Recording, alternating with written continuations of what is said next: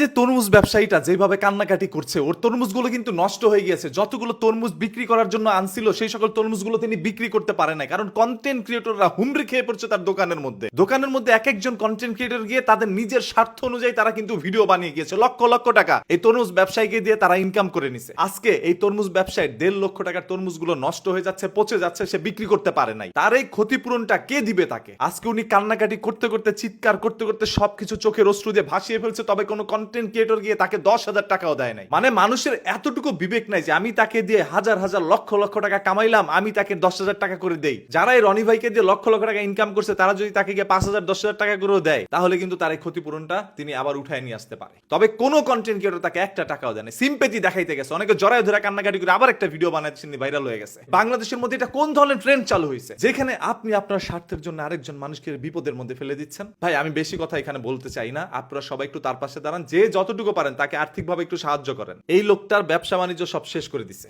যারা যারা ভিডিও বানাইছেন, যাদের পেজের মধ্যে মিলিয়ন মিলিয়ন ভিউ হয়েছে তাকে নিয়ে, তারা একটু তার পাশে দাঁড়ান।